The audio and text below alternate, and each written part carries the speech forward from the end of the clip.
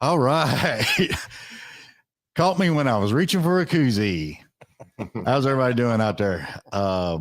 We have had one hell of a damn time with tornadoes, storms. I believe it's still water rising downtown and all kinds of stuff. So, I mean, it's crazy. One of our guests actually seen some water last night. So it's pretty wild. Anyway, I don't know why, but we decided to do this, and we were going to do it at 11 o'clock for everybody, but it is kind of moved into 11:30. So we figured we'd go ahead and kick it off. We've had a lot of fun, and a lot of, I guess we should have turned the podcast on when we actually they walked in the door, because we have done nothing but laugh and cut up this whole damn time. So it's pretty crazy. But anyway, y'all were in for a treat, because we do songs from the couch every now and then. And I couldn't have thought of a better, it's not quadruple. What is it for when you do the 4? That's quad. Is it quad? Yeah, that's quad. Are you sure? I believe. Unless they change that too. I thought quad was 3. That's a try. Oh, that's triplets. Okay. So quadruple. All right. So cool. So we got a cool quadruple of history sitting on my couch and one stool. These guys have done everything from songwriting, how they got started. They've done movie. They've done all kinds of stuff.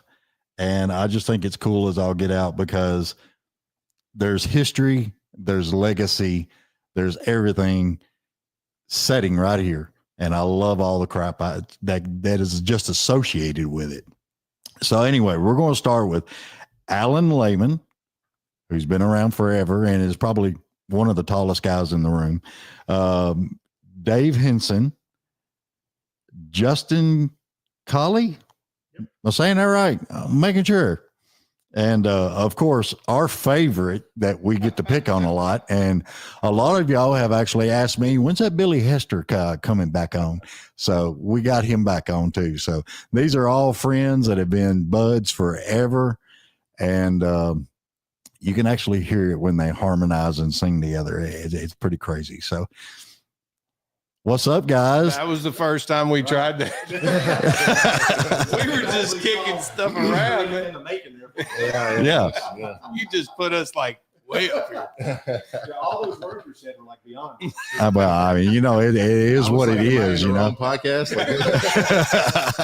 What did you tell them, Billy? Oh my God. Yeah, I didn't see the tour bus pull up out there. Well, when Allan come in, he had this handful of $100 bills, so I just had to. Somebody's got to pay the rent. You know? Oh yeah. So how'd the show go last night? Because y'all played down at where'd y'all play at? We played at the Millennium Maxwell Hotel with Lee Raskinay, Writers Night. Okay. We had a great time. I mean, just getting there itself, I think, was a show. And just like hanging out today, I think that's the most important piece of it all. Well, yeah. Because it's been 15, 20 years since I've seen some of them. Right. And it was just cool. There's just a fun story there. Hopefully we get to lead into some of that today. Well, yeah, we're going to do whatever you want to do. Went really well. We were happy. That's good. And that's the first time you and I played at Lee's in 20 years. Yeah. So, Yeah. Yeah, because around town, we moved away. Yeah, because Billy said something about y'all only do this like 13 years or something like that. I didn't know if you had that like in stone or what. So Yeah, 13 years from now, hopefully we'll be able to do another one. It's once a decade, whether we want to or not. Yeah, there you go. Actually, we were all talking about how it was kind of cool just to kind of get our feet wet again, being in a writer's round. I was even talking about how long it's been since I sat on a stool and played a guitar. I mean, Yeah, I know. That's weird stuff, but definitely had, the people out there were happy and hope, thanks to Lee for putting it on and taking our spots for us. Let us go a little bit longer. So we must have been doing something right. Really cool stuff. And appreciate everybody coming out. I think that's it. We got invited back. Yeah, we got that. Matter of fact, Debbie Champion Facebooked me and said, "Hey, come put together around here." So I'm leaving this guy. Because you're the one who put it together. Yeah. He called me and I was whittling toothpicks, and he was like, "Hey, you want to play a writer's round?" And I was like, "Yeah, man, I'm in, dude. Let's make this something." So, and of course, called you and thank you for doing this. So, well, here's the story between me and Billy. We worked together. He told me he had a musical background, and the more we talked, the more I kind of got an understanding of Billy. And I'm one of those guys, if you've got 50 songs and they're back in the back of the closet and nobody's hearing them, I got a problem with it. So I've been pushing Billy real big. I want him to get back out there because the man, he can sing, he can do all kinds of things. He proved that last night. I felt like put my tail between the legs. Well, yeah. You got a tail? Yeah. He hides it well. That's right. No, it was all good. It was really good. Really good. Thank y'all, everybody who's watching. We shouted out last night for the show today. Hope you're watching. Peace. Yeah, I love it. I actually seen your little post you did on Facebook. So. I'm not good at that stuff. So if it looks like it's in some different language or something, that's just me. So. I pushed it last second when I saw his. So no. We'll see how it goes. All my 2 followers will say something like that. A little funny story. Last night he said something like, I just went public with the last posting. It was your posting you put out last minute. And I was like, well, all my stuff is to just friends. Yeah. So I unlocked that and went public. And then all of a sudden Dave walks into the show and says, "Man, I got this response from like 4,000 people or something." I'm like, wow. You know, and it said like reached 4,000 people. I'm like, yeah. 4,000 is not going to fit in this place. Oh yeah. I mean, but it's wild how all that happens, you know? Yeah. Yeah. I didn't realize until then. I was just saying, why not kind of thing. So yeah, that's fun. I mean, I don't think that kind of expectation was there, but to see that number, and I'm like, how in the world did some post reach 4,000 people? You know? Well, see, that's what's crazy because ever since Billy's been on the show, I've had a lot of people reach out to me wanting him back on the show and everything else. And they loved his songs. And that one song he done that your dad did, wasn't it? Or your grandfather did. Yeah. Yeah. That's been a big hit on the show, man. Yeah. Well, good. And I mean, that's cool to think that people still appreciate old school country. That's right? what Where it came from and cool. And all that. So, and for it to go through me kind of gives you an idea of where I came from. Mm-hmm. Again, didn't know him, but that was my roots. Yeah. And so that's one thing that I really love because there's a lot of steepment in old time country right here, right now. Yeah. And I love it. Yep. I think we're really seeing a turn. There's a couple of artists. I mean, even largely thinking like you think of a Lainey Wilson. Holy smoke. She's keeping it very traditional with a twist. Yeah. It's not going overboard. It's not a different genre is what we're hearing mostly on the radio. But you have somebody like Lainey come in and to keep it rootsy. Yeah. And that's really what, in my opinion, needs to stay. And I would think my friends here think the same. You know, there's that element to it. Yeah. And her voice. Absolutely. She's definitely got that old school country Louisiana drawl. Yeah. And matter of fact, a friend of mine that showed up last night at the show, he said he's going to marry her. So just put that out there. Tell him to get in line with about 6 million other people. Out to you, Donnie. I'm with you, brother. Next. You never know, man. It gets crazy. Oh, Lord. Cool. So, what are you going to play? Well, again, you mentioned I've been here and had a chance to kind of spotlight a few of my, a little bit of my past and present and stuff. And, I'm really glad they were able to make the trip. They stayed at the hotel last night. Everyone's coming from the out of town. And he reached out to me. I kind of threw this on him and said, let me see if we can get a podcast. Yeah. So, Dave just has a project, an album that he just put out. So I was kind of thinking along those lines. I know Allan, tremendous writer, voice, and everything. So I kind of was hoping we could draw some of that out from these two heroes here. We got To three. We got four. well, I'm curious, and this is just me. I'm curious.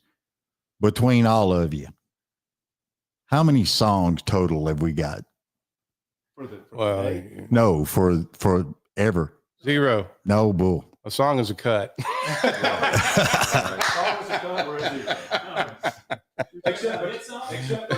Except between each other, maybe. Well, Yeah. and I was reading because Justin and I didn't know Justin and truly until Dave kind of said, "Hey, we're going to do this thing." And he was on my project, and you were playing, writing together and stuff like that. Yeah.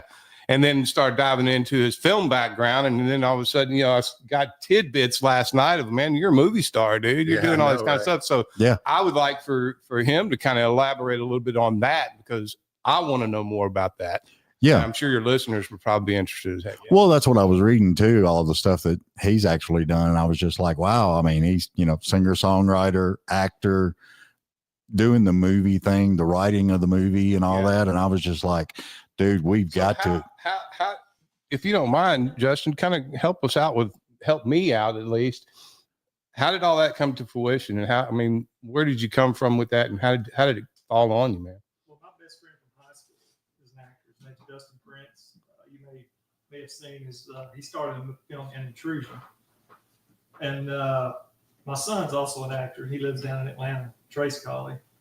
And we were on a hunting trip in South Arkansas, talking about me possibly moving over and doing some film stuff.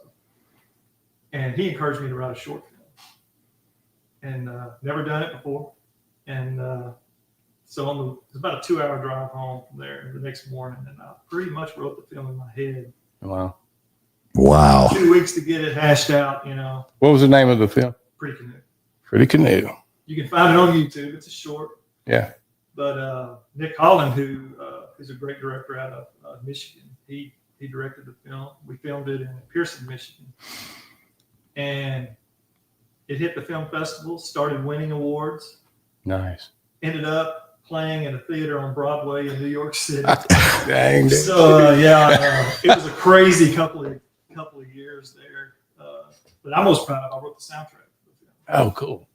And one of the songs that's on the soundtrack is in another film called Grind, a feature film that my son is also starring in, and I also got a role in that film from Pretty Canoe. So how kind of snowball? How can we find that? I think he's about to play one of them songs. Are you? But you can find Pretty Canoe on YouTube. I saw the Pretty Canoe. Yeah. But you're talking about the feature film. It's still filming. We're still filming. Still filming. Okay. Been filming about a year and 3 months now. Okay. I have one more scene, and my part's done. They're in Chicago, I think, right now filming. So. And you're like a big time authority figure in this movie, right? No, not really. I'm just happy to be in. No, it's really cool. It's the second film I got to do with my son. Yeah. But we still haven't got to do a scene together. So I hope in the future. Well, except for the fact you killed him in the first one. Yeah. Well, yeah, there you go. What's crazy about that is Children gone wrong. Yeah. Boom, boom. we didn't even film that on the same day. That scene. Wow. It That's looks cool. like And that's from Pretty Canoe, right? That's pretty good. Yeah, it was a day apart. So yeah. I'm gonna pass this to you, man. 'Cause No, go ahead. But you talked yourself into playing a song. Yeah, you might as well. I haven't even worked up a song. I was gonna play a totally different one. What about from Pretty Canoe? So when's expected time for that? Well, they're hoping to be done in July, Okay. And they have a wrap up to do. and then it'll hit the festival. Nice. You never know. Hopefully it'll be next year before it's on some sort of platform. That's cool. But yeah, it's a fun process. I never acted before. Now you grew up in Arkansas, right? Yeah, I was born in Hot Springs, Arkansas. I live in Bismarck. Remember we were talking, and my son was looking to, we were going to make a trip for the college because he's headed that way. And you're like, seriously? Yeah, we know where that is. So cool, yeah, man. like I said, it's a pleasure meeting you through the years ago. I mean, I might have seen your face years ago, but Right, yeah. how long has it been? You Right. know, That well, you know. I'll tell you, and it kind of leads into the story of how all this starts. And thanks, Justin, for sharing all that, because it's really cool that you get to do that stuff, man. It's really, Yeah, because it wasn't really a dream, was it? It just kind of happened. It just happened. That's what I love that. You know, and one thing leads to another, and it was just a fun thing to do, to get to do a film with your buddy and your son, Yeah. and you know, then chase it around the country when it's in the festivals. Oh yeah. What do you hunt? So I hunt, What do you hunt? like deer hunt. Yeah. Well, we hog hunt mostly Yeah. when we go down there. That's kind of our thing. What? You mind making it like a wheat thing? Because I'd love to, dude. We And I do know more my drinking son. than we would. do hunting. I mean, every Saturday we can hook it up. Every Saturday would be awesome for me. So no, you know, about 3 years ago, and I'm not changing direction off of Justin. I'm just trying to get us on par, because I think it's important that we share our story yeah. today, mainly because guys like us, and I mentioned it to Allan last night, we're the majority Hmm. here in Nashville. You know, you get up in that 5%, you got people piddling in the industry. Then you got your 1%, or the folks that are famous and have had super success and all. And, you know, it's hard. It's hard to get there. Yeah. And priorities change. And truthfully, I stepped away from music, and we talked about this again last night. We all did. We all put our guitars in our cases at some point, and we didn't look at it for years. I put mine on fire. You know, he put his. He put his in the fire. Well, see, that's the weird part, because I'm from that era also, where there was times I got tired of getting not paid, people stealing your equipment and all kinds of stuff. And I got to where I walked away from music several times, especially in the sound and lights, because I don't think there's a whole lot of people out there that haven't actually come into music and then walk away, come back, Yeah. play with it. Yeah, it'll do it to you. I think that's why it's a 10-year town, because you take 5 of those years, you just walked away from it. And it's completely by luck that, honestly, I feel it was true luck that I was able to get this group together again Mm-hmm. to play. And now we're on the other side. We've all got kids. Mm-hmm. And some of us did back then. We got 2 here that already had a little bit. But Allan and I, you know, we were single, running around doing whatever we could, but songwriting, I guess. That's what it seemed like sometimes. But, you know, you try to make ends meet, because you got to make some money to stay here. Oh, yeah. I mean, that's priority number 1. Yeah. You got to stay here. And, but my kids were getting older. I started finding some free time, found myself kind of stern and wanting to write a little bit, and come to find out, you know, because I wasn't doing music, I wasn't happy, Mm-hmm. you know? Yeah. Not to say it, and it don't look at this as a bad way, but it's not like I personally take it out on my family or something. I don't know. He killed his kid, so I mean. Maybe that's why he got back into it. But, Just see my wife's face the first time. You did what? you know, I couldn't find joy. Yeah. And there was always that thing missing. And I thought that by putting the music away and not paying attention to it, I was putting away a problem, Yeah. you know, Yeah. that because when you get bit by that bug, it's all you want to do. And you're willing to give up anything and everything for it. Oh yeah. I mean, you get that. I call it it's almost like when you quit smoking, you still get that urge, that craving. And then once you get that craving, you get like a euphoria going on, and it's just for the one night, but damn, it was good. Yeah. Right. Yeah. Right. And it got me writing again. And then I was like, you know what? Hey, I've been working hard for the past 10, 15 years. I got a little extra money. I'm going to fulfill my bucket list, and I'm going to make an album. And when I asked the guy how much it's going to be for me to record a 12-song album, I said, we're going to do an EP. So we cut it in half. Yeah. And we did that. And it got me thinking about old friends. And Allan and I have texted back and forth for the years. I cherish his friendship so much. Even when he said, I mentioned it last night, he said, I may never see you again the day before I left out of town. And, those kind of things stick in your soul. Oh, yeah. Well, I mean, you look at Allan and you think, okay, well, he's either going to show up with a guitar or he's going to show up with a backhoe. I've done both. There you go. I'm saying. I'm not just saying this from sitting down here on the couch and him up there, but I look up to Allan.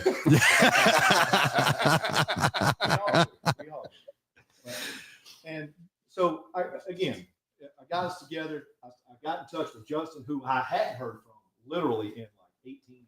Yeah. Found him online.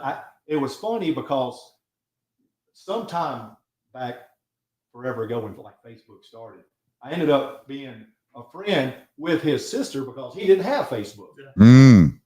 And I saw her through my stream. And I was like, I'll find out where this dude is. And he's like, oh, I'm making movies. I'm like,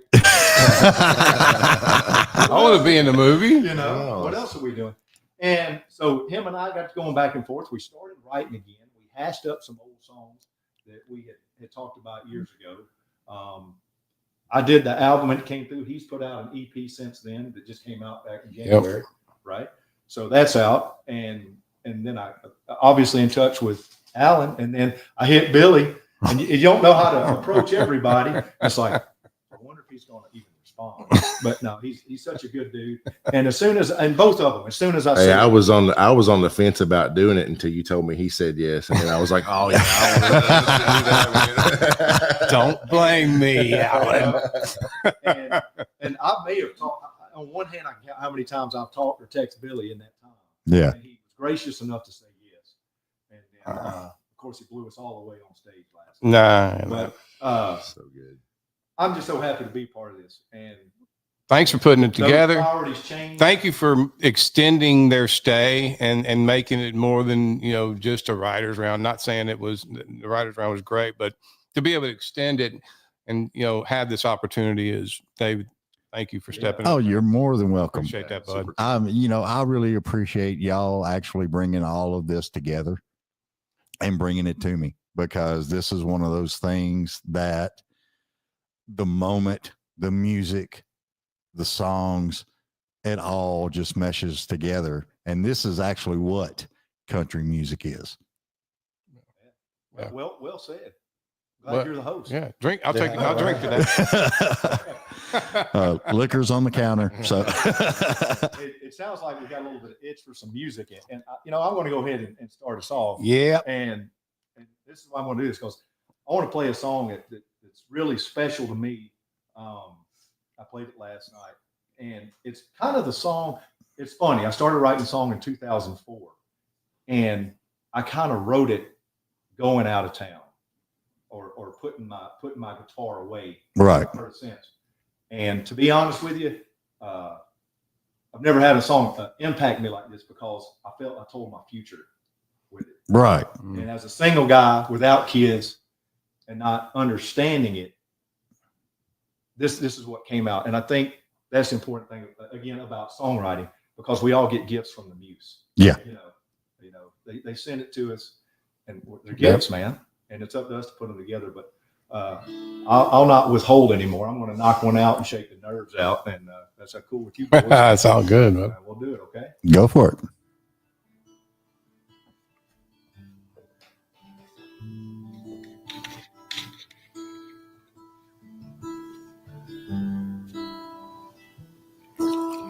I could have been a big baseball star if I'd have kept playing on.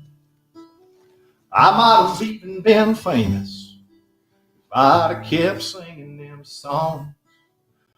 But I couldn't be working in a big high-rise downtown if I'd stayed in college, but my head was in the clouds. I guess that's not what the good Lord had planned for a full-time family man. Well, I wake up 5 days a week to be at work by 6 a.m. Then it's off to practice with Johnny for the big game this weekend. And if he wants to, he's got a chance to be all I could have been instead of this full-time family man.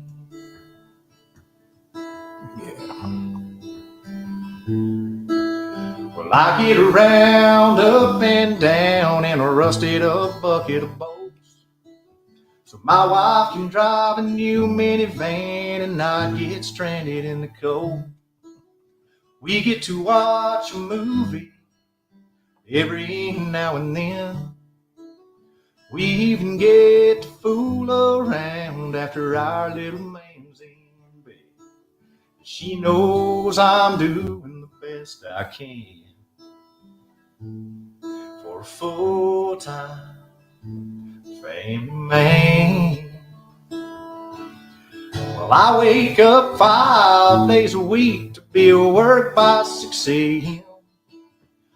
One of these afternoons, I'm gonna have to cut the grass again. If it ain't a one thing, it's another, sometimes more than I can stand. Wearing down this full-time family man.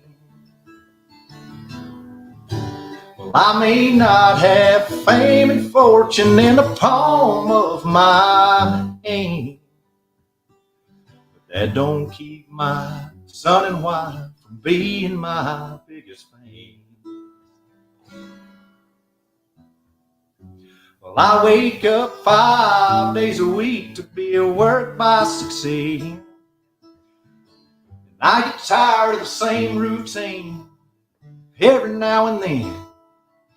But there's not a day that goes by that I don't thank God for who I am. And that's his full-time family man.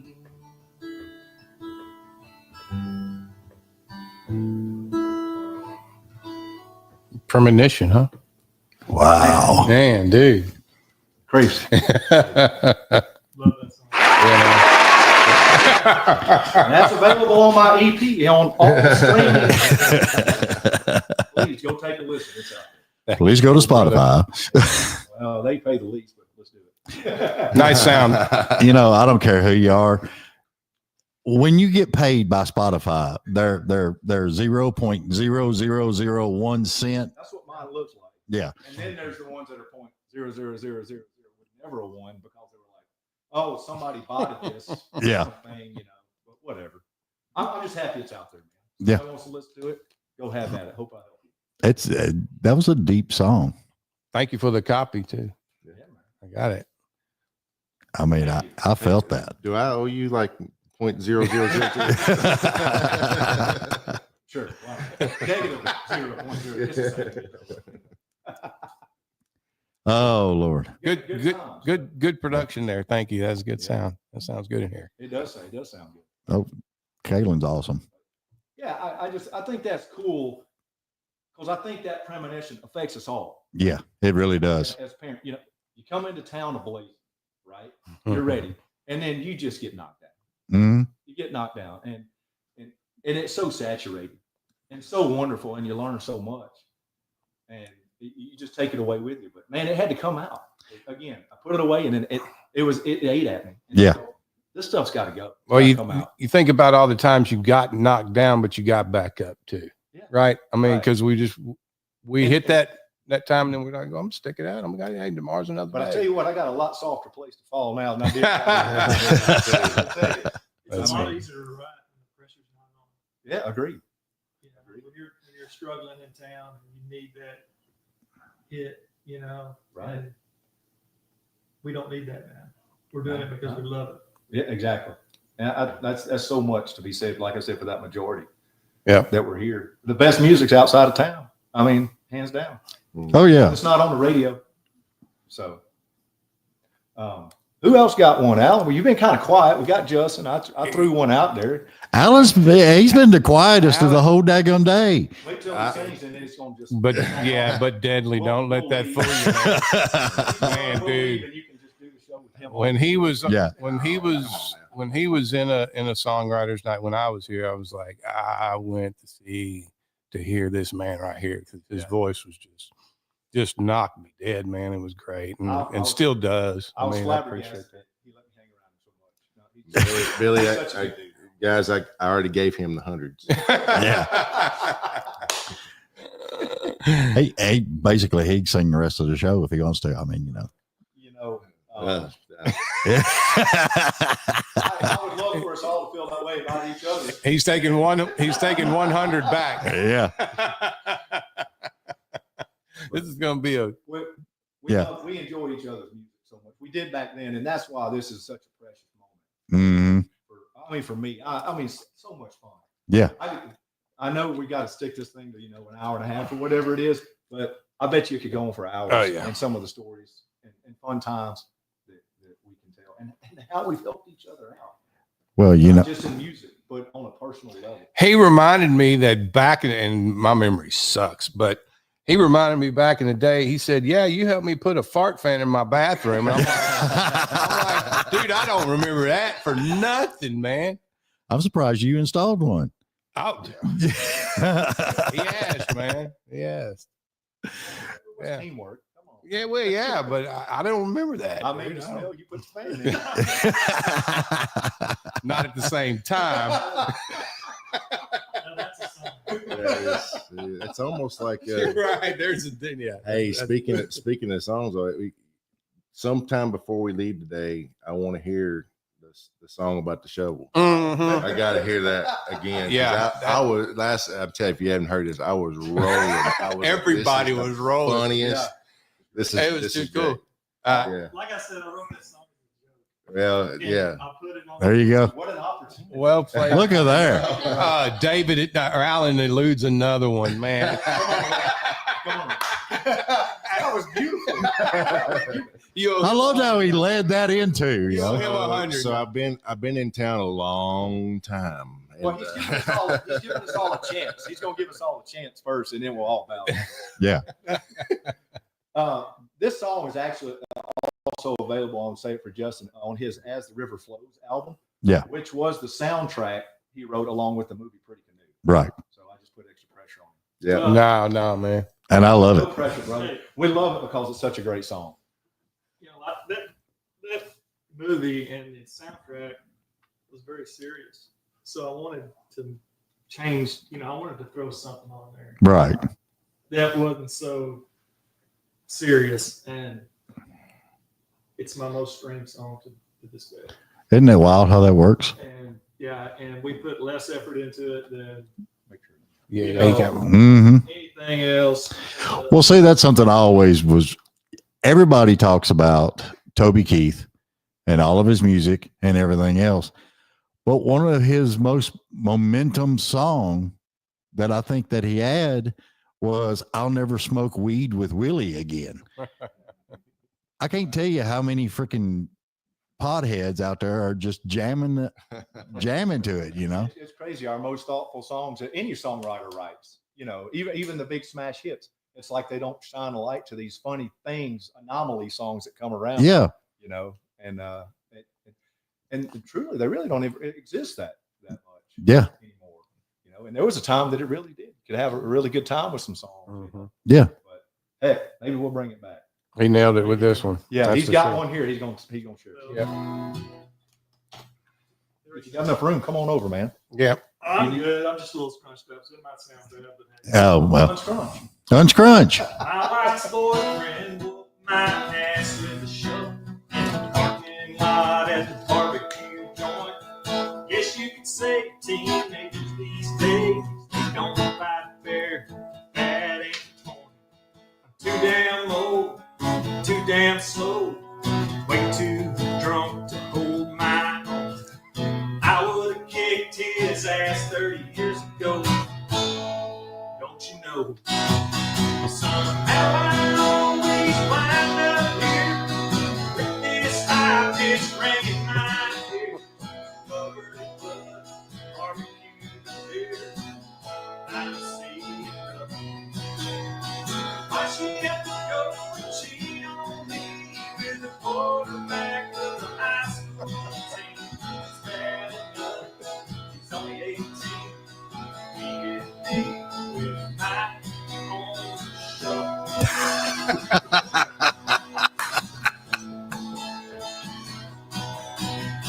I stumbled into the all-night clinic, opened the stores, some pills for the pain. The nurse that patched me up was a woman. She asked if it was a truck or a train.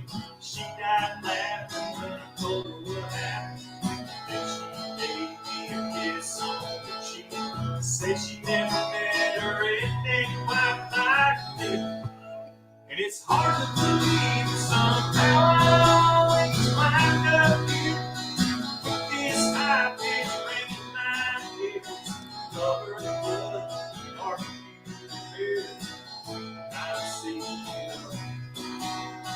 why she had to go and cheat on me with the quarterback of the high school team. It's bad enough. It's only 18. He and me with my own show.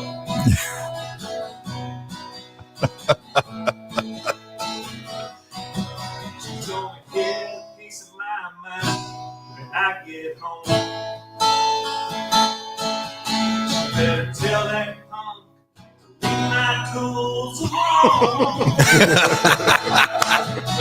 Somehow I always wind up here with this high pitch ringing my ears, covered in blood, barbecue and beer. I'm seeing nothing. Why she had to go and cheat on me with the quarterback of the high school team? It's bad enough. He's only 18. He is me with my own show. With my own show.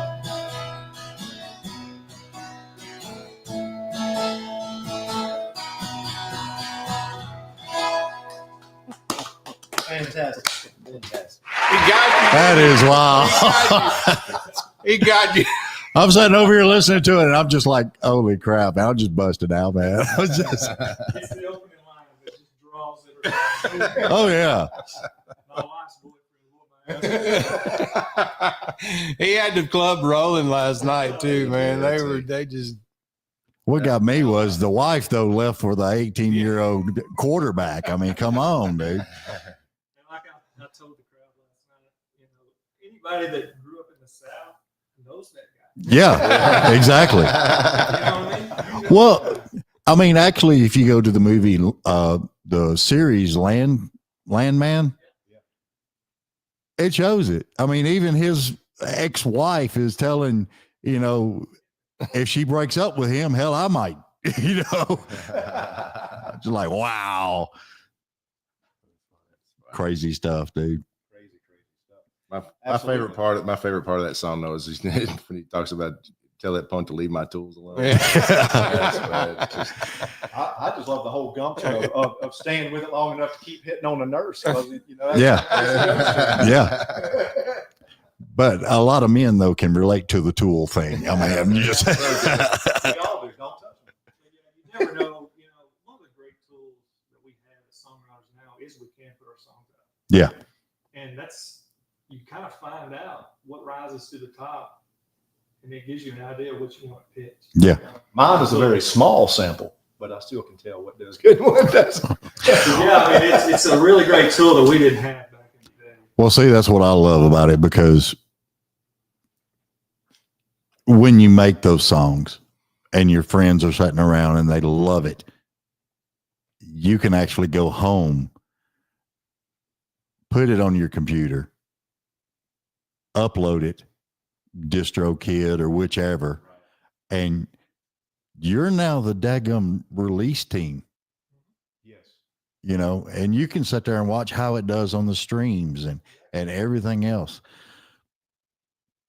songs. It's changing. You work your tail off on. It's Yeah. changing, but we definitely need to rework how it gets paid.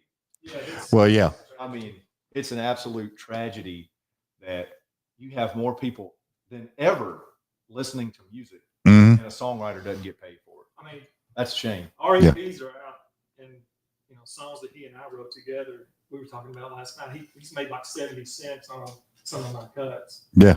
And people are listening. Yeah. It's just ridiculous. But 70 cents that's thousands of people. Yeah. That have heard that song. So it's something. Yeah. Well, see, that's what's wild, because the first time that I actually got paid for this podcast, and it's a joke from hell, because me and Julie was laughing our ass off. I know. Because what's the thing when you start a business? You're supposed to take your first dollar and frame it and stick it up, right? Yeah. Everybody does that. How in the hell do you frame 4 cents? It's crazy. My dad would know. Yeah. He used to bet a friend of ours back in the day on football games, and the guy lost against my dad, or my dad lost against the guy. It was a dollar bet, and my dad went out to the barn and got a piece of 1x4 and glued 100 pennies to it Yeah. and gave it to him, and he still has that thing sitting in his house, mounted on his wall. That is wild. So maybe one day I'll make more than 4 cents. Yeah. So, we've all kind of, I almost starting to feel bad about it because we get Allan such a hard time because we put him up there on the pedestal. that's okay. But He's got the big comfy chair. he is such a respected force Mhm. in everything he has done. Mhm. And he's the kind of guy that we truly look up to, Mhm. because you can't help but look at him and be like, why didn't you make it? Yeah. And I jumped in there and played before him. and here we are joking about it again and put him up on the pedestal. But what a wonderful soul. Right. Hear it is on the first note. Him capture you. Yeah. So I'm looking forward to him playing here in just a minute. I'm trying to push it that way. Well, there's a lot to Allan's story, and I think that's what we're kind of slipping by here. Yeah, I agree. So, Agreed. I know we don't want to get a full rundown and bio because there's so much there. But Allan, give us kind of just a slimmed down version of everything. He's, like I said, he's done so much. You've had, you did vocals for several years, getting people cuts, doing demos and Yeah. He stuff. was the demo man. Yeah. He People went to. so For a while, it was fun. No, so yeah, I've been here a long time. I moved to town in 2002. Actually, I moved to town in 95 the first time. I got some really great advice in 1995 that was great for 1995. And by 1997, it was so outdated, but I took it and I ran with it. Right. And it was great advice. Came from somebody very well respected in the industry, managed a lot of top stars. So I went and did that. I won't go into a lot of detail about that, but it led me away from town. Mm-hmm. But I got a lot of really valuable experience and stage time and all this kind of stuff. But by the time I came back in 2002, everything was completely different. Oh yeah. And so, you talk about it being a 10-year town. It's like, it took me about a year here in town before anybody would even give me the time of day, Yeah. just playing around and just trying to stumble through. The weirdest thing about it is in 1995, there was all these places that you could go and sit in and play. And there was always somebody there that was industry related. And there was, I actually think in the 90s, at like the height of everybody puts out an album and sells 5 million copies of it. Right. It's like, I think at the height of that, it was actually easier to get in and meet somebody that could help you than it was when I came back in 2002. Yeah. And so, just a little bit about my story. It's like, I came here, like I said, I went away and came back. And by the time I came back, everything was a lot different. But once things kind of started to roll, it's like, you know, a lot of good things happened. Yeah. But and I feel like I got as close as you can get without getting there, right? Because at one point, you know, I mean, I had like they said, you know, I was doing a whole lot of demos for some really top name writers, and you know, I actually signed a production deal with Sony ATV and did you know, we did like a 5-song project to try to pitch and get a record deal, Right. And just in the process of all that, like the music was changing so much, because I'm pretty traditional at heart, and at the time I was kind of like, the songs that we were trying to cut were different than what I really was at heart. I don't think we actually ever captured me, you know? Right. And that happens a lot. Yep. Like that happens so often, where somebody is that it's like, we know you've got talent and we want to do something with that, but here's where the market is, and here's where you are. We need you to go to the market instead of taking the market, instead of making you the market. Right. Said by the guy that doesn't know a damn thing about music. Exactly. It's all. And so you're a tube of toothpaste that they're trying to package and sell. Yeah. Right. And they don't, so it gets to the point of where it's like, okay, we were just really off kilter. It was nobody's fault. It was just the way things are in the industry, especially at that time. This whole thing with the streaming and the whole thing, like all that was pretty new. Yeah. Right. If it was part of it, it wasn't a giant part of it. Right. And so that I just came in, man, you talk about bad timing. Oh yeah. It was just really bad timing. It's like, because, you know, my vocal style and my whole vibe was like, I think it would work better now. Like, I think if a kid that was me came into town now, I think we could probably do something with him. Right. You know, because there's a place for that now that there wasn't then. I mean, then it was soap stars and all kinds of stuff coming in, and California, and it's like all this whole thing, this whole about medium shirts and the whole, you know, the whole yeah. So I was like, you know, it just didn't, it was just bad timing on my part, you know, just coming in here, you know. So if you're young trying to get into the music industry, call Allan and he will hook you up. He's pitching his mentorship.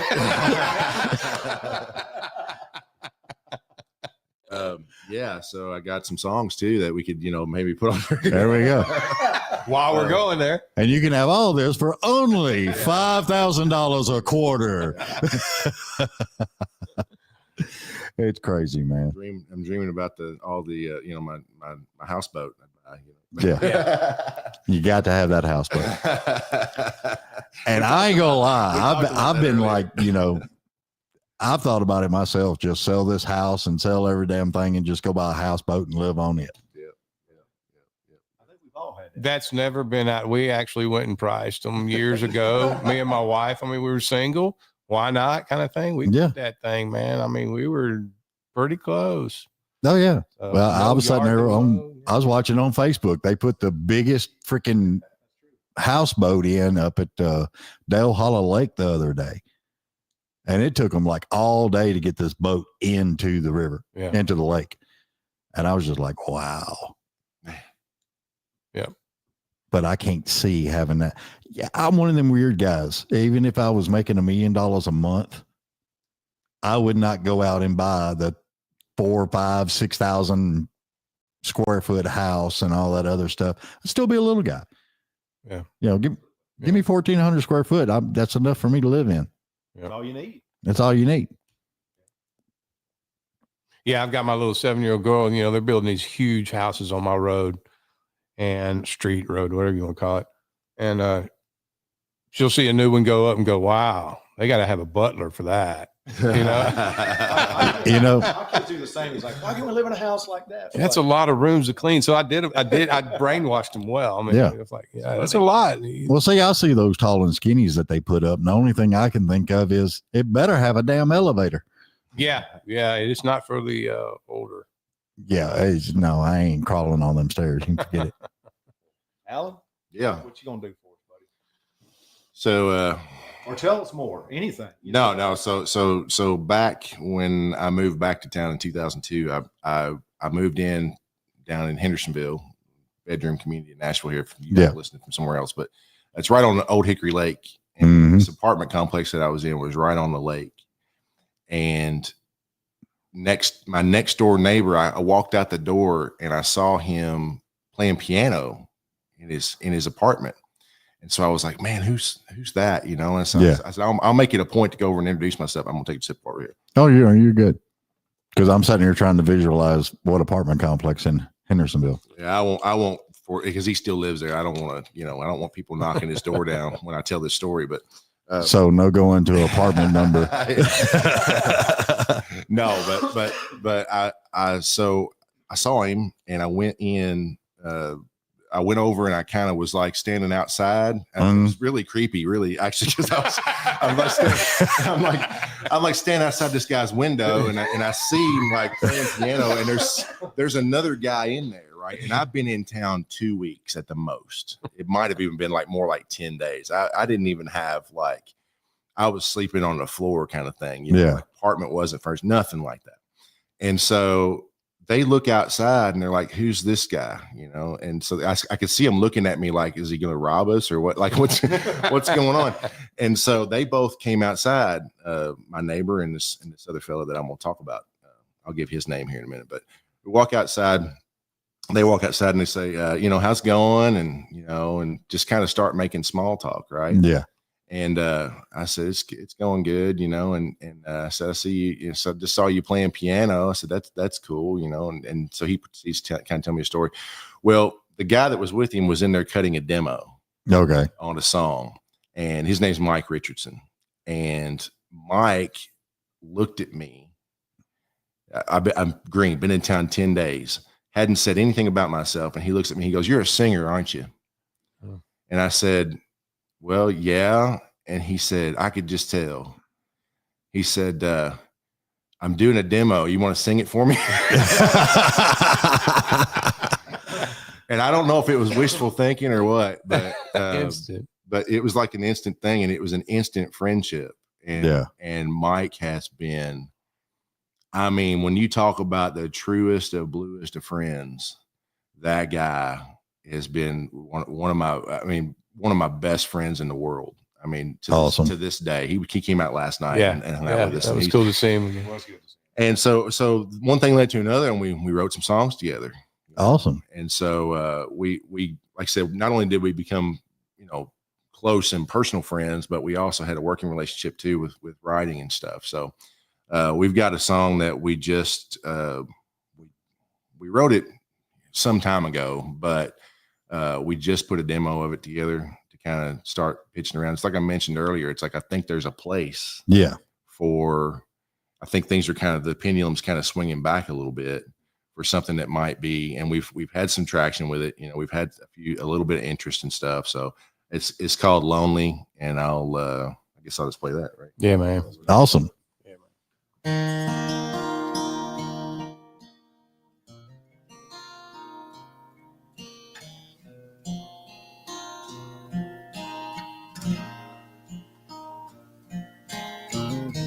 Lonely as a road soaked with rain, headed out to nowhere on its lonely way. It has no lights, no highway signs, nothing there to guide the way but broken lines. Oops, sorry. That was bad. Oopsie.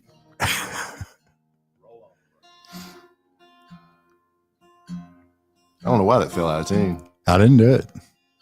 I have not touched your guitar today. That's the rain. There ain't a fork or turn that I don't know. Lonely as a road.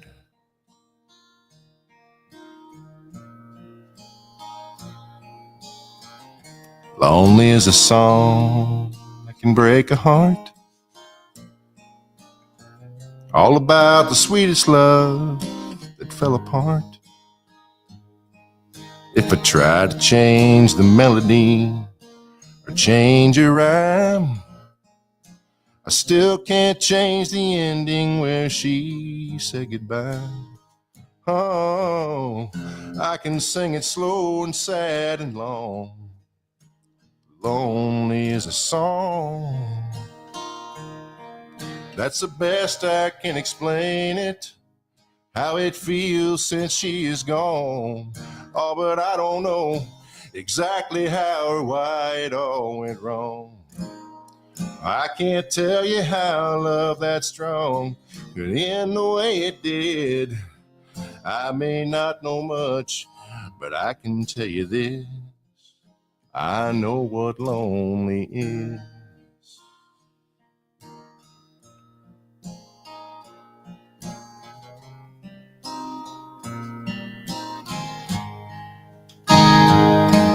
It's the emptiness inside you when the one you love is lost. And I know that feeling well firsthand because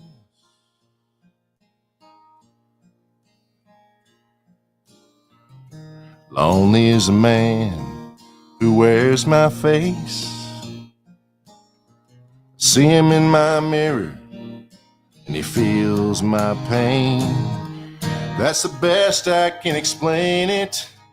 How it feels since she is gone. Oh, but I don't know exactly how or why it all went wrong. I can't tell you how love that strong could end the way it did. I may not know much, but I can tell you this. I know what lonely is. Yes, I know what lonely is. Oh, I know what lonely is.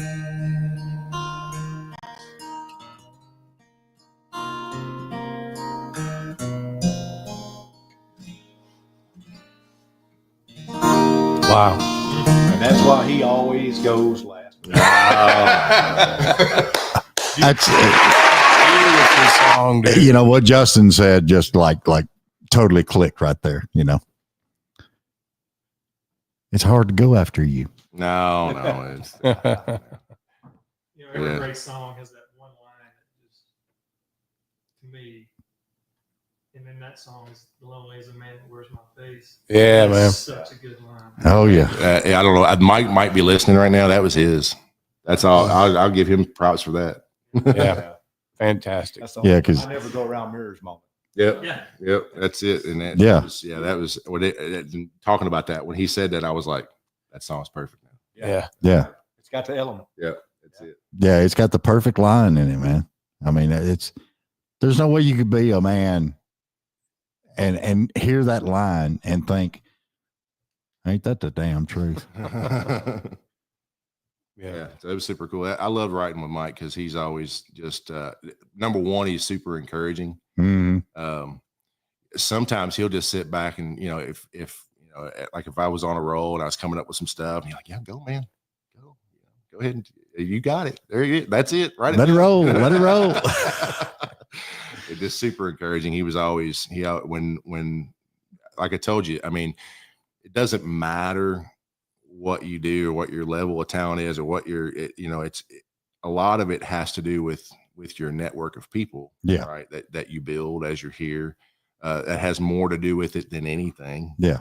And then you've got to have those people that even when you're a square peg in a round hole, Mm-hmm. they still believe in you and say you are, you got it, you're good, don't worry about anything. Oh, yeah. And to kind of be that rock of of somebody that just believes in you through thick and thin. Yeah. And there's two people, other than my wife, of course, there's two people that I can point to that were always that way, and one of them is Mike and the other one's Dave. Yeah. They're just always there for me no matter what, just to say, hey, man, we believe in you, like we think and so it's just really cool to have that. Yeah. Well, see, that's something that Johnny Cash wrote this song and sang it. And I found it very, actually, I don't know if he wrote it or not. The Circle Be Unbroken. He didn't write that. Who wrote that? No. Somebody wrote that. No. But anyway, That's like a circular hymn. Yeah. It Yeah. is. yeah, it's a circular hymn. But when he wrote that song, when he sang that song and put it out there, I didn't get it. But now, since I've been back into music and everything else, there's one thing that rings true about that song, and it's your circle of friends, not his, not theirs, your circle of friends. And they are there for you no matter what. And it's not going to be unbroken. Yeah. You're going to have more people trying to come in and go out and in and out, but it's still that circle. And that's something I've always heard in the music industry. Keep your circle of friends and keep them close. It's tremendous. Yeah. Yeah. Just like this, 15, 20 years later, I got to do a text or a call, and they're like, let's do it. Yeah. And I think some real stars aligned to make that happen. Yeah. And to capitalize more on that, and not to get too far, in industry talk and stuff, but a few weeks ago when the Opry did their 100-year anniversary, Mm-hmm. what a show to come out, and for all purposes for that show, they kept it country. They did. Yeah. And I thought I was going to be like one of the major award show and be like 5 minutes in and be like, okay, I can go watch something else. Yeah. That show captured me from beginning to end because they meshed and they capitalized on that circle. That's their motto. Yeah. And, unfortunately, I heard that it didn't make it onto the show because it ran a little bit long, but they actually did Will the Circle Be Unbroken off air. Right. And so that's true. And it Oh, yeah. happens in many circles and bubbles Yeah. in town. Yeah. And you find your people and you stick with it. One of you gets a shot, one of you gets something, you kind of tag along with each other. It happened. Me and him did a writer's night with Reese Wilson at the Broken Spoke how many years ago? Mm-hmm. And at the time, his wife came up to Allan and goes, hey, Reese wants to book you for a showcase. And so I just walked down to the bar with Allan, and then she turns and looks at me and she goes, oh, he wants you to do one too. And I was like, wait a second. What's going on here? And, Yeah. And it was just an amazing moment, but that's truly it. Yeah.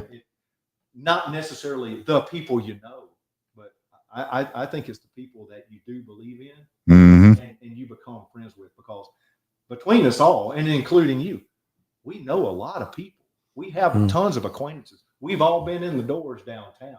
Yeah. We've all been told no several times. Those people don't matter because it's this here, this Yeah. underground that keeps us afloat. Well, see, that's, that the one thing I've truly always loved about singer-songwriters is that closeness that they get. And it doesn't matter, because you remember when you was growing up in high school and you first got daddy's car to go out and all that other stuff, and everybody was at the bonfire getting drunk or something like that. That was your first singer-songwriter sitting at the fire playing a song. But singer-songwriters doesn't lose that as they get older. Right.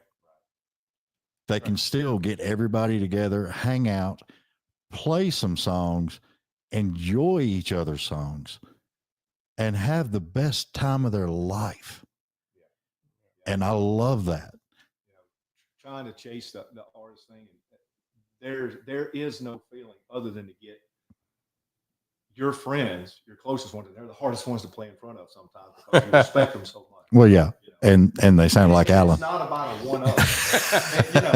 and it's not about a one-up or this guy did better than me. It's just like, man, you've instilled this drive in me to get better and better. And I want to write a line that you haven't heard, and you tell me like, oh my gosh. Example, another writer's night we did with that. And I remember a lot of stuff. You remember too much. You bring up stuff that I said 25 years ago, and I'm like, yeah, but I'm a different guy now. I wrote this song, and at the time, I was still kind of doing some stuff that I had done from moving into town and everything, and I wrote this song sitting in my bed over in Hermitage one night, and I was like, okay, I'm going to play the song. And I had just got, me and Allan were actually doing pretty good. We're playing out. We had nights, we did double nights, man. We were between the Hall of Fame, old Hall of Fame lounge. Yeah. Was that downstairs at the Days Inn off Demonbreun down there or whatever? Or was that Holiday I think it's Inn? the Best Western. Whatever Yeah, it was. yeah. Some cheap motel. But we were bouncing around, going back and forth. And I play this song, and Allan goes, I want to hear that song again. Yeah. He just looked at me. He goes, after it was over, he goes, I want to hear that song again. And he made me play it for him in the back room while another group was playing after we got off stage. Mm-hmm. And then the crazy man, he goes up there and puts me on, and Tony Lane and Chris Wallen and everybody else is over here in the corner, and they all watch us, you know, and listen because, you know, who knows? Maybe they're farming for people to write with and that kind of thing. You don't, when you're young and you're hungry and you want those kind of things to happen, you know, those nerves for that kind of stuff kick in. And Allan goes, and I start into just the beginning of it, started going, and Allan goes, man, everybody stop and listen to this song. This is one of the best songs out today. Or some kind of statement like that. He goes, it's a great written song or something. And I screwed it up. Couldn't remember it for nothing. I said, I'm sorry. I'm done. I'm going to go to the bar. I'll be back in a minute. All I can do is put it on the tee for you. I can't hear it for you, man. I mean, it just went south. What was that song? What was that song? Putting off till tomorrow. Yeah. Yeah. That song. Yeah. That's a good song. Yeah, absolutely. I don't even know if I can pull that one out. My That'd be a goodness. tough one. Yeah, that's a good one, dude. I was fixing to say, you fixing to play that one next? I could try, but I know I might hurt it a little bit. Well, I mean, you'll stay true to character. It's You'll already hurt. It's true. I started off last night and screwed it up within the first line. yeah. Well, there you go. Well, at least you didn't knock your guitar out of tune before you played on a live podcast. Wait a minute, is that part of the song now? Though you have to intentionally screw up some part of it, or That's the charm of it. As the story goes. And I'm gonna have to reach back. I haven't played this song in a long time, so let's see what we can do.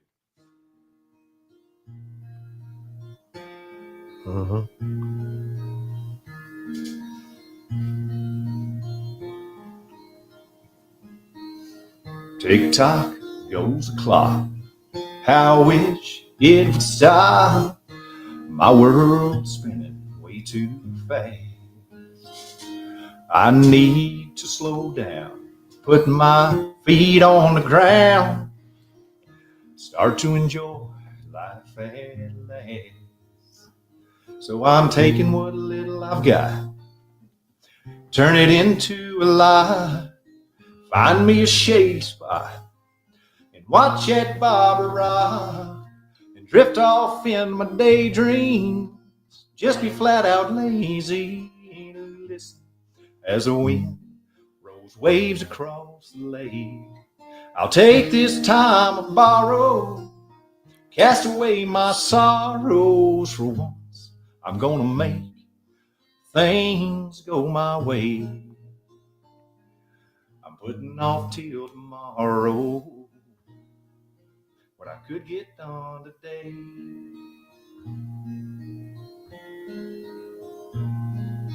Boss man sure to call, but I don't mind at all.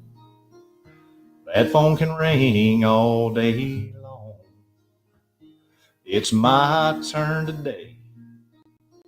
Try and get away, you can bet I'll be gone. I've had all I can stand. I've done all that I can. Now my only plan is to lie here in the sand and drift off in my daydream. Just be flat out lazy. Listen as the wind rolls waves across the lake. I'll take his time I borrow, cast away my sorrows for once. I'm gonna make things go my way. I'm putting off till tomorrow what I could get done today. There ain't much that I can do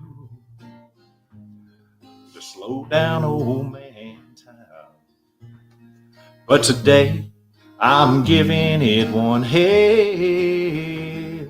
of a try. And drift off in my daydreams, just be flat out lazy. Listen as the wind rolls waves across the lake. I'll take his time I borrow, cast away my sorrows for once. I'm gonna make things go my way. I'm putting off till tomorrow what I could get done today. You slow down, old man time. Boy, more now than ever, ain't it, boy? Man, classic That there, song last dude. night. Woo. It's a, Man. I know. I kind of Classic, hoped you dude. played that last night. Yep. That's the first time I played it in a while. But You did well, man. I'm telling you. I pulled one out. Much better than last night, man. We appreciate good sound. We thank you for doing that for the podcast. Good stuff. Yeah, That was absolutely. it. Oh, does it still hold true? Is it all right? I love that. Man, that song I've is always- awesome. That's a good I've always song. loved that song. I remember I- hearing you for Honestly, playing it. I mean, any industry man could have come to me, and that's how important that circle is. Any industry person could have come to me that night. And don't get me wrong, I'd be happy. But when Allan told me that was something that changed my life that day. Oh, yeah. For real.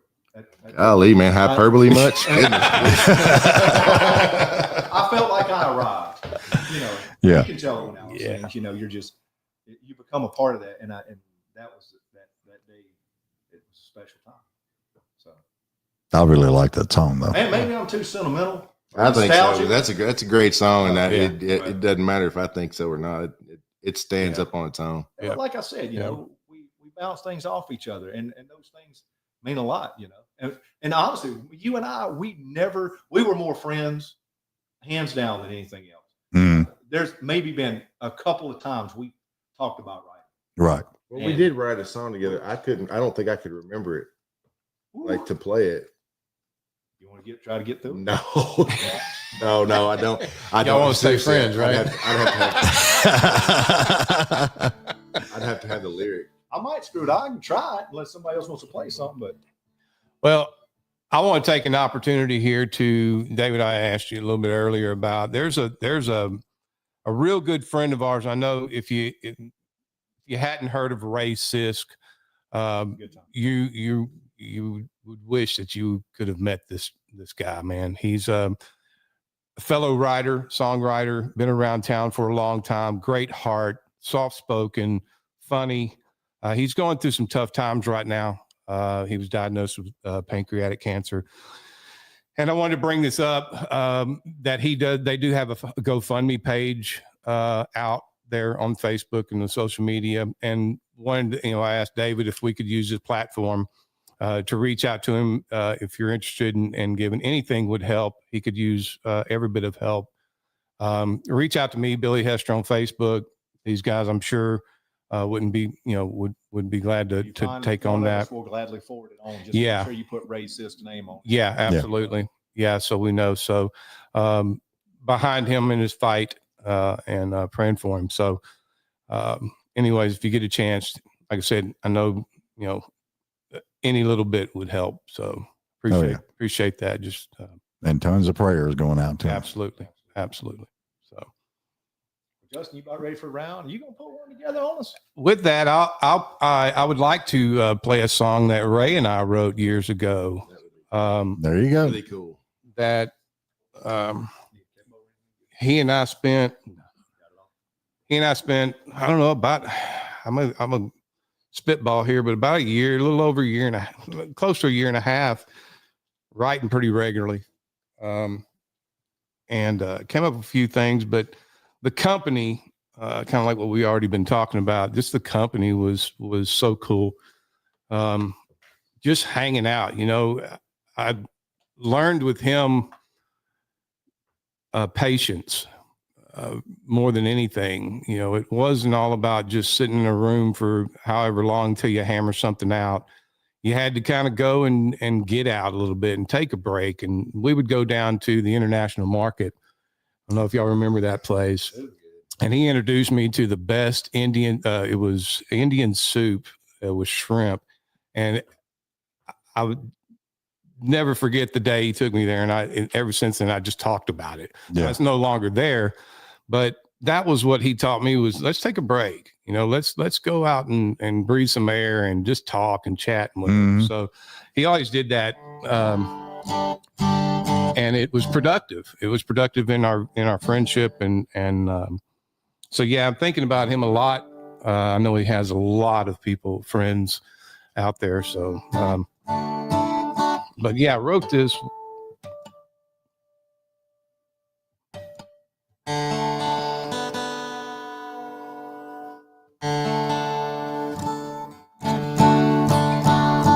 There's just one of them. So.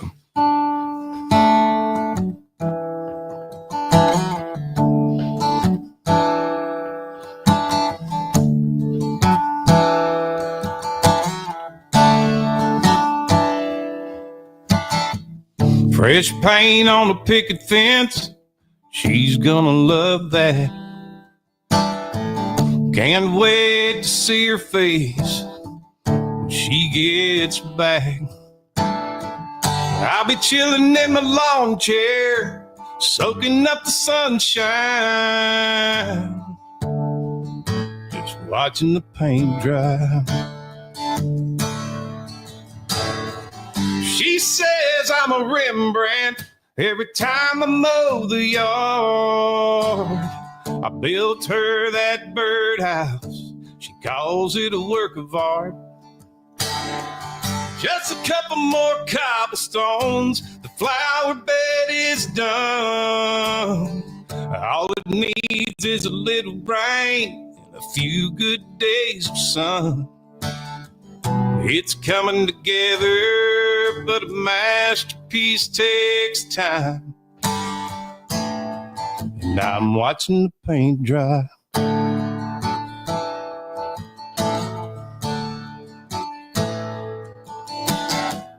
Underneath that willow tree, down on the creek bank, got down on one knee, pulled out that ring, painted her a pretty picture of her as my wife. Now I'm watching the paint dry. She says I'm a Rembrandt every time I mow the yard. I built her that birdhouse, she calls it a work of art. Just a couple more cobblestones, the flower bed is done. And all it needs is a little rain and a few good days of sun. It's coming together, but a masterpiece takes time. Now I'm watching the paint dry. I told her last weekend I'd start on the baby's room. Pink pastel butterflies and dump trucks in blue. Yeah, there's two. She says I'm a Rembrandt every time I mow the yard. I built her that birdhouse, she calls it a work of art. Just a couple more cobblestones and the flower bed is done. All it needs is a little rain and a few good days of sun. It's coming together, but a masterpiece takes time. Now I'm watching the paint dry.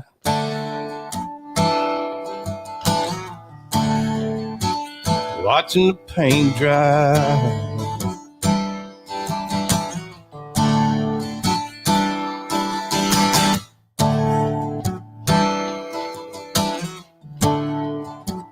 Watching the paint dry. Lord have mercy. Billy Hester. Ray to you, man. Yeah. Y'all, if y'all Yeah, thank send you. something in, it'd be much appreciated. We'll get it to him. Yeah, Yeah. bud. You don't want it no more? I don't want that. I want the guitar. You said you're gonna give it to me? He just said he's gonna give me that guitar, y'all. Can we hang it on the wall? Ain't doing that. We hang it on the wall. Hey, full disclosure, he's been trying to finagle him out of that guitar since we walked in the room today. It's a great guitar. I mean, it's been funny to watch because he's tried every angle in the world just to get. Oh, yeah. He offered to let him take it home, or let me take it home and put new strings on it. Yeah. And just like, I mean, it needs a good wax or something, yeah, you know. he's just, I mean, he's tried so hard, and I'm just watching it going, this is a brilliant masterpiece. Well, Dave shared the story. I mean, it's like, it's amazing how much that guitar was. Guitar over there, and everybody knows it. Martin and Allan's playing one. He's got a classic one there from quite a few years back. But you know, we always talk about these crazy guitars, but every once in a while, man, you get one that ain't worth 10 cents. Yeah. But it has something in it, and it just plays well. Yeah. And this is that guitar for me. And it costed you? I think I got $75 in it. You tell him how you picked that. That's a great story. Yeah. All right. So, and hey, all my Gibson and Epiphone friends from many years ago. I worked for Epiphone from 2002 to 2010 when I left, and I met a lot of great people. And I worked for their import division, Epiphone. As again, like our circle of friends, I got Allan the job. Yeah, you did. Yeah. You know what's funny though? And I worked there from 2010 when he left to 2014 when I left. And when He worked there too. And when I worked for a certain trucking company, I used to deliver the paint down there. Okay. All right. Okay. All right. Well, Cool. And I know all y'all, so I mean, you know. The circle is unbroken, as they say, right? There you go. We used to have these yard sales, and you know, when you do imports, and even in USA manufacturing, they make tons of prototypes. What's going to be the big thing? What paint scheme are we going to use? What electronics are we going to have? And they'll make one-offs or two-offs, or they'll go through a testing phase and they'll grab a handful of guitars off the wall or out of the boxes and do something to them. And those guitars eventually stack up, right? Or they'll have a pile of the guitars that they can't sell or has some kind of blemish on it. Well, they were gracious enough back in the day to have these yard sales out back behind the place. Right. And it was only by word of mouth. It wasn't advertised. And they would bring whatever guitars we didn't need anymore, couldn't sell whatever, and put them out there at like crazy blowout prices. And there'd be a line around the building just from word of mouth of people coming to buy this stuff. And as an employee, we kind of got a little bit of a first dib on that before the whole crowds came in. And they had a group of this master built series that at the time, this was their best acoustic that they made. And they had prototyped some of these preamps. Right. And then they took them out, you know, and I remember we did blind testing on them to see which ones we all thought sounded the best. And so they took these guitars and they put them in the yard sale, and they might have had holes in them or screw holes in them from where they had done whatever to it. Yeah. And this guitar, it was listed, and it had like $200 written on the sticker on it for $200. I was like, that's still a really great deal. Yeah. I picked it up and had this giant hole in the side from them doing some work on it. And I was like, hey, these others that kind of have this, and they had all been taken. And I said, this one's got a hole in it too. And he came down and he wrote $50 on it. Sweet. So I was like, I'll take it. And then I looked over in a couple of boxes over, and there was this preamp. And I'm sure it's $100 or $200 preamp here, Fishman preamp, $5. So man, I put it all together, and voila. Yeah. $75. Great sounding guitar. It does sound good. It really does. My go-to, really. I'll tell you, Soon will be my go-to. Last year, Dave came down to Arkansas and we did a writer's night. And the electronics in my guitar was messed up. I said, bring me a guitar. He brings this one. And that's where he screwed up. Yeah. He's asked me every day since. Like, yeah. When before I left from Nashville, I texted him. I said, "You bring me that guitar?" And I tried to trade him off several guitars for him. He won't part with it. Well, I'm going to give it to you now, just to play another song. Oh no, I don't follow these. You got it. Do one for us. Play this one out. We need to hear everybody. Let me get you. Some line here, bud. We good with everything, David, on time and all? We're rocking along? You happy? I'm happy. Good. We're happy. Cool. You know, that's what I was laughing about earlier when you was talking about hour and a half on a podcast, and I'm sitting there going, yeah. And I'm sure Caitlin's over there going, you don't know David. 2-part series,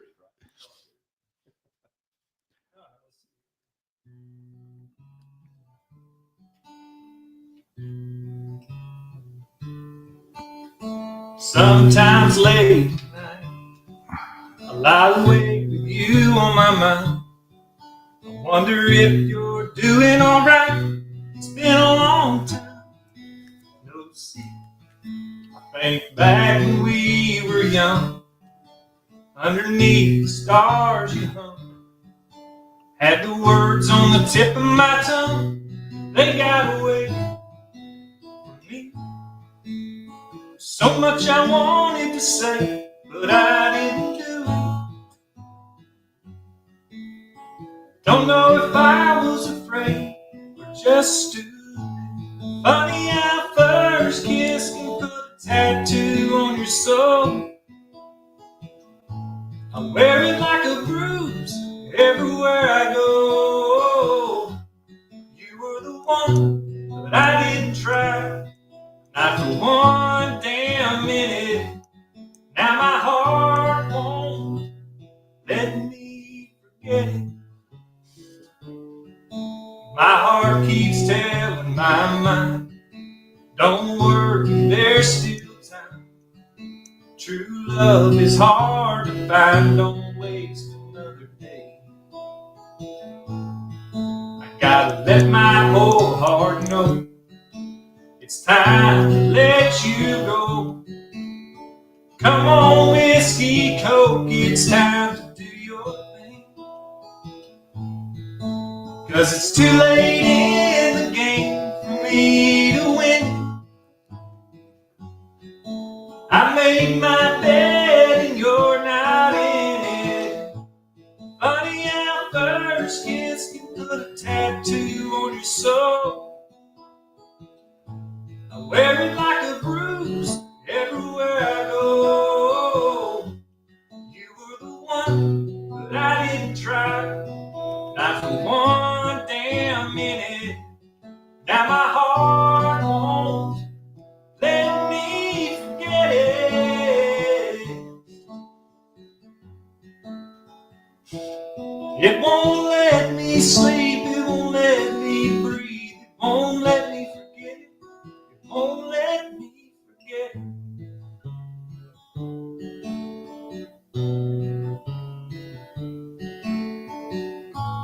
Funny how first kiss can put a tattoo on your soul. I wear it like a bruise everywhere I go. You were the one, but I didn't try, not for one damn minute. Now my heart won't let me forget it.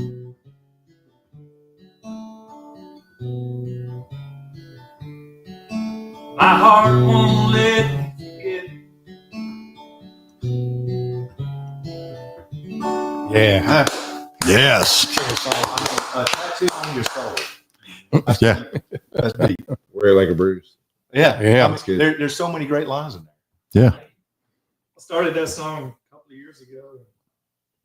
Got to the bridge and just couldn't figure out anything. You know, it was just didn't know how I was going to finish it. And I was trying to write it too complicated. So I just dumbed the bridge down and made it as simple as I could. Mhm. It works sometimes, you know. Yeah. Sometimes it just doesn't need, you know, because it does have great lines in it. And you think, well, Well, the melody fits. the bridge has It's got to be. not all Chord the melody progressions are fits just awesome. Dude. That just matches. when the melody finally does match to your words. That's next level. And that's the hardest part. Yeah. You may have wonderful. You may have all the words right, but if it's not coming out melodically, Yeah. And that's one of those songs, you know, you sit back and watch the numbers on it. And it hasn't done as well as I thought. But when I play it live, that's the one Yeah. You know, and I find that amazing too, because there's a lot of songs out there. It's like they've got their own little niche. They're great live. Streaming, not a damn thing. Yeah. I've done that several times. I've had, the people who sit around and go, when you come up with a new song, friends, family, whatever it may be, Yeah. you try it out on them at the house or whatever, kind of thing, and go, what do you think about this?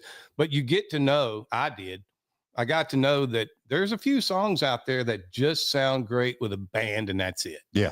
You can't replicate that on an acoustic guitar. Now, do I try? Yeah.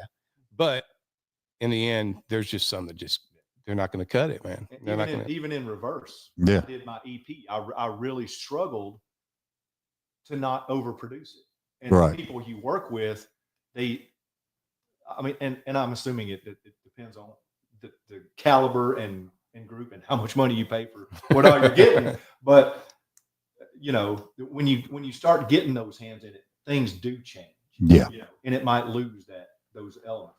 And I think as songwriters, we never want our stuff overproduced, but a lot of times it does need that push. It does need to be bumped up 20 beats per minute to get where it needs to go. Or something, because all of mine start out slow. Yeah. The stuff you and I have done, it all starts out slow. Always starts out slow, and then we're like, let's try it this way, and then bam, okay, there it is. So, Yeah, and there's some songs out there, don't go beyond acoustic. You're done. That's it. That is what that song is. It's crazy how all that works. Absolutely. Yep. Because I know there's a lot of singer-songwriters out there. I love it when I got a full band on this, or I got it when I'm live on this. A lot less stress without a band, because you're not worried about what everybody else is doing. Oh yeah. I struggle with myself. I'll tell you, a bunch of years ago, I went to the Station Inn, and they were having a showcase there for, I guess it must have been Atlantic Records at the time. Mm-hmm. And on that showcase were a bunch of either people that were signed, or they were getting ready to sign, or they were, just a lot of just kind of their, new and up and coming people. And one of the guys on that show was Eric Church. Yeah. And Eric Church, if you see him now, he's a big star, and he's got this whole vibe and this whole thing. And, he's just like this big, big giant sound and all that stuff. But I will tell you, if you saw that man with just him and his guitar playing songs that he wrote just on the fly like that, just kind of up there in this real intimate setting, this intimate event, right? He just blew me away. And it was totally different than what he is today as an artist. He's a lot different. He sat there on the, I say a lot different. There was shades of what he is now, but just him intimately with just a guitar, you could tell that, that I could see why this guy's got a record deal and why he's doing what he's doing. It was amazing. It was one of the coolest things, coolest nights. And that was a bunch of years ago, but man, it was so good. And I still remember it. It's one of those marker shows in my mind of things that I remember throughout the years. And that's one of them, seeing him. Okay. So let's, because I've already put this in my head. We're going to wrap this up with you. But everything you just said, what is that one song that you wrote that totally, boom, you never thought it would be there, but there it is? That's easy. That's easy. Play it. Yeah. Play it. That's easy. So just a quick just kind of encapsulate this song a little bit. So I was in a really tough place. It's a bunch of years ago. Mm-hmm. I was still living in the apartment that I just moved into, and I moved right. down. I told you that story earlier. And I was sitting in my apartment in my living room, and I was just a mess. And I was in tears, and it was just one of those times where I didn't even know what I was doing here or why. You just get like Dave alluded to it earlier. It's like you have some really high highs, and you have some really low lows. Yeah, this is one of those really low lows. And I know we don't want to jump into like religion or politics or anything, but my faith is a real strong part of who I am, and it always has been, even when I didn't show it. Right. You know, like today now is a lot different story than back then. Right. But I would always say that I've always been a believer. And now, you know, I mean, our church and Jesus is a big part of my life and my family's life. Awesome. But I came through this time, and in this moment, I got an idea for a song just out of the blue, just like really out of the blue. And I didn't really know where it came from or why, but I sat down and I got just a little bit of it, right? Just a little inkling of what it was going to be. Mm-hmm. And then it took me about a week to write it how I played it for years. And I was asked, well, I kind of wanted to play out because there was a couple of people that I wanted to introduce to people that I knew from a long time ago, just kind of making some introductions. Right. So right. I invited a friend to play a songwriter around with me, and I called and I booked it and you know, got some other people involved, and we put this thing together, and it's the first time I had played out in Nashville in probably, gosh, I don't know, maybe even 10 years. Right. And the week before, I'd always felt like this song was either unfinished or there was something about it that wasn't right. Mm-hmm. And the week before it hit me, and I was like, oh, I should have been singing it this way all along. Yeah. And so anyway, it's a song that I'm real. I don't play anywhere that this one doesn't come out. And so I'll just play it and we'll just go from there. I'm gonna tune first. Go for it. So that we don't have any mishaps there.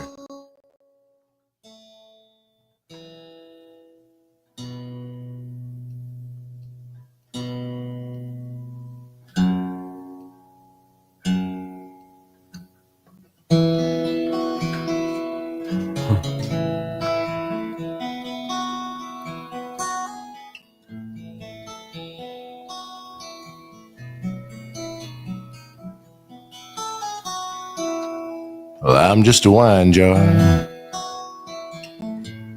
molded in clay, sent here to Cana for a wedding today. But I sat there empty, no more wine to be found, so they filled me with water.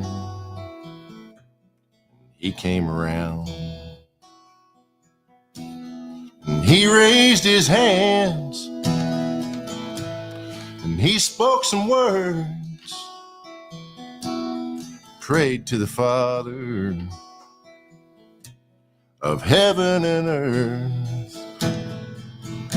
And today I did something I couldn't do on my own.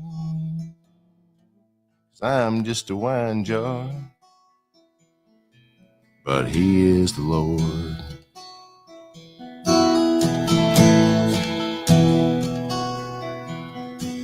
We're just loaves and fishes, we're nothing more, bought from a young boy on Galilee shore. We see the teacher, we see the great crowd. How can we ever feed this many mouths? And he raised his hands and he spoke some words, prayed to the Father of heaven and earth. And today we did something we couldn't do on our own. We're just loaves and fishes, but he is the Lord. And he's still working miracles miracles today. If he can save someone like me and lighten my way.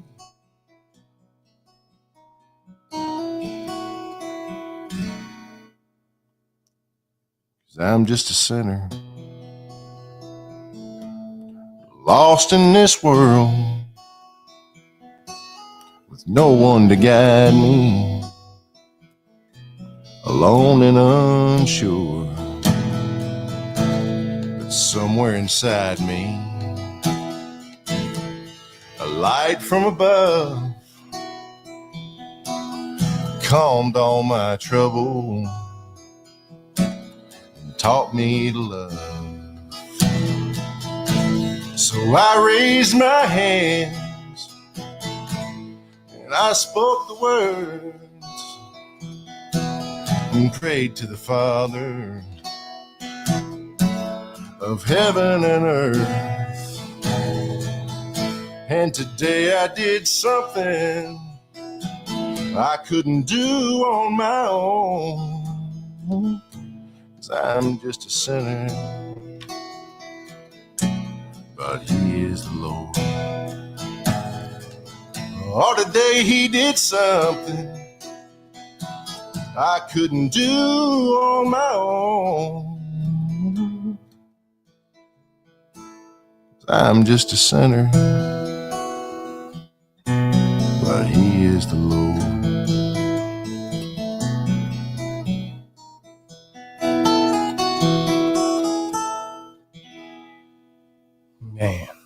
Man, Power, brother. Power. I love it. Those gifts, man. Those gifts. That You came know, out. Yeah. It's like lightning. It hits you, and you get stuff like that. What Yeah. a great way to end. What a great channel for it to go Finish the through. show. What a great way to finish the show. Well, I mean, the way y'all was all talking about, Allan, and it's hard to follow him and all that other stuff. I was like, I'm gonna let him be the last one then. In all honesty, I mean, I truly, we're just here.